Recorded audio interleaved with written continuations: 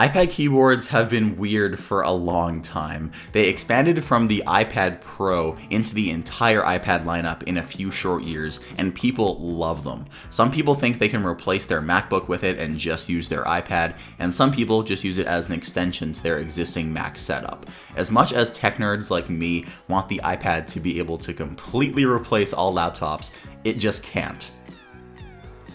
Until now.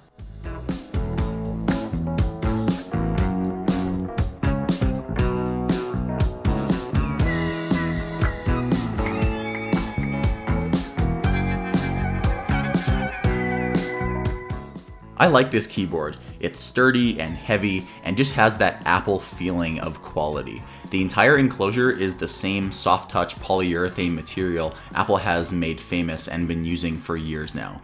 Going off of how my Smart Folio looks after just a year of usage, I don't have high hopes for this material, unfortunately. Maybe I should just be more careful, but it is a good thing that the keyboard is automatically included in your AppleCare plan for your iPad.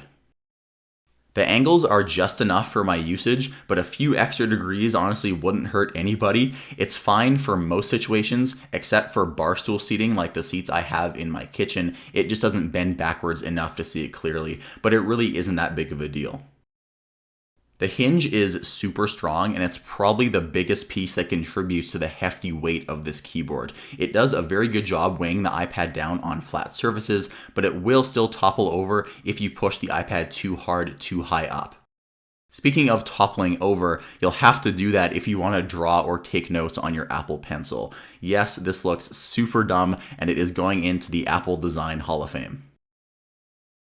Typing feels a million times better than the horrendous material on Apple's last smart keyboards for the iPads. It has almost the same tactile feel as the new 16-inch MacBook Pro, which is very impressive considering just how thin the keyboard really is. When the iPad is bent backwards, your fingers may rub up against the bottom of the iPad when trying to reach for the number row. This cramped setup is kind of annoying, and is probably why this keyboard doesn't have function keys, just because there simply isn't enough room for them. One small other complaint, the caps lock button is way too small. Seriously, I don't think any finger can ever get used to how small this is. It needs to be bigger, and it's so frustrating. At least though, it now has an LED indicator on it. So remember way back at the start of the video when I said until now there hasn't been an iPad that can replace a computer. Well, this little rectangle that I'm pointing at here called the Trackpad has changed the game for iPad Pro. It's almost like Apple just admitted Microsoft was right over these last few years. The Trackpad completely changes the game for iPad, and here's why. You can do literally everything from the keyboard and trackpad on your iPad. If you wanted to, you could never touch the screen again. This adds so much speed to my workflow because I can get all the benefits of iPadOS plus the added functionality from the hardware keyboard and the trackpad.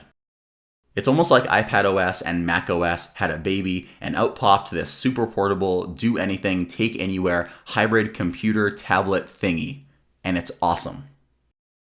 My Mac doesn't have Face ID and Animojis, my Mac can't detach from its base and become a movie watching machine, but my iPad Pro can, and that's why it's so great. A few extra little things here at the end. The extra USB-C port is nice. I also like that it's on the left-hand side, so now we have one port per side. I don't use it very much, but it can charge your iPad at a decent speed, just not full speed. The keyboard is going to be eating about 5 to 10% of your battery, so plan accordingly because the backlighting on this keyboard is going to be eating through your battery life. So the trackpad is not the Force Touch trackpad from the MacBooks, but you can still click anywhere, not just the bottom. So even though the actual trackpad is still clicking and moving, you can click anywhere on it, not just the bottom of it.